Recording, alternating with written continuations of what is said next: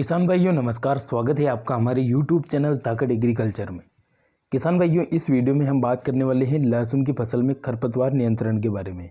लहसुन की फसल में खरपतवार को हम किस प्रकार से नियंत्रण कर सकते हैं, तो इसके बारे में आज इस वीडियो में हम पूरी डिटेल के साथ में बात करने वाले हैं और आपको एक ऐसी दवाई के बारे में बताने वाले हैं जिसका स्प्रे करके आप लहसुन की फसल में खरपतवार को आसानी से कंट्रोल कर सकते हैं। अब उस दवाई का नाम क्या है और उस दवाई का उपयोग कब करना है, कितनी मात्रा में करना है, तो इसकी पूरी जानकारी आपको इस वीडियो में जानने को मिलेगी। वीडियो को आप आखिर तक जरूर देखिएगा। किसान भाइयों, वीडियो शुरू करें उससे पहले मेरा आपसे एक छोटा सा निवेदन रहेगा, अगर आपने हमारे YouTube चैनल को अभी तक सब्सक्राइब नहीं किया है तो सबसे पहले चैनल को नीचे दिए लाल अक्षरों के सब्सक्राइब बटन को दबाकर जल्दी से सब्सक्राइब कर दीजिए और इस वीडियो को अधिक से अधिक किसान भाइयों तक शेयर कर दीजिए ताकि हर एक किसान भाई को इसके बारे में सही और सटीक जानकारी मिल सके। किसान भाइयों, बात करते हैं लहसुन के बारे में। तो लहसुन की फसल से अच्छी पैदावार लेने के लिए सबसे पहला काम खरपतवार नियंत्रण करना होता है।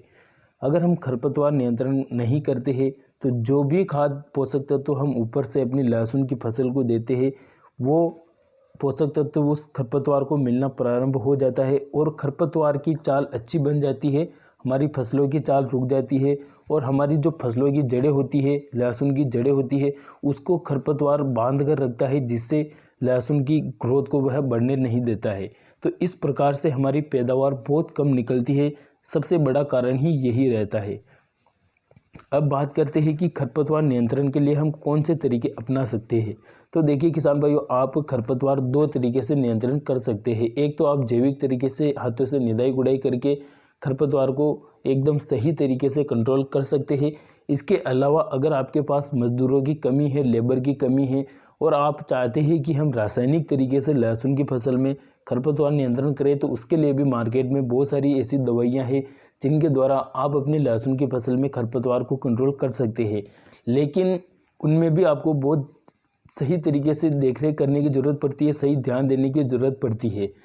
आप थोड़ी बहुत अगर कम ज़्यादा मात्रा में दवाई डाल देते हैं तो उससे लहसुन की फसल भी बर्बाद हो सकती है। तो आपको सही तरीके से ध्यान में यह बात होना ही चाहिए कि किस प्रकार से हमें खरपतवारनाशी का उपयोग और कितनी मात्रा में करना चाहिए। तो जिस दवाई के बारे में हम बात करने वाले हैं उसका नाम है ऑक्सीफ्लोरोक्विन 23.5% EC।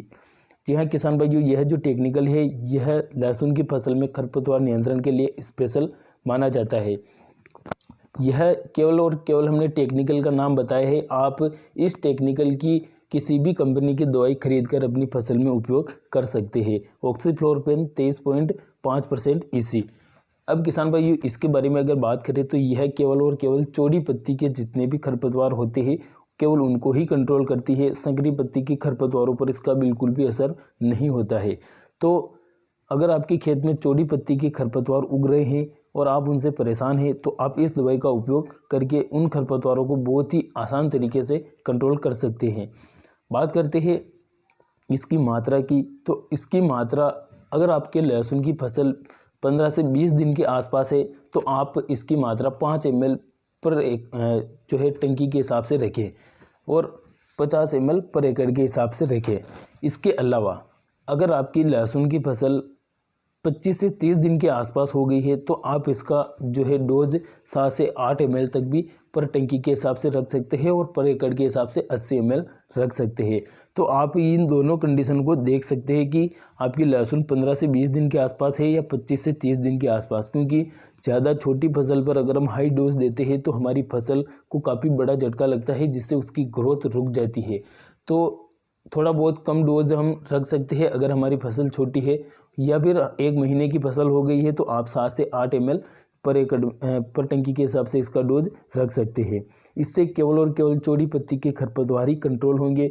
अगर आपके खेत में संकरी पत्ती के खरपतवार है तो आप कमेंट करके ज़रूर बताइए, हम उसके ऊपर भी एक अलग से वीडियो बनाकर आपको जानकारी देंगे। किसान भाइयों, वीडियो आपको कैसा लगा कमेंट करके ज़रूर बताइए। चलिए मिलते हैं अगले वीडियो में, तब तक के लिए धन्यवाद। जय जवान जय किसान।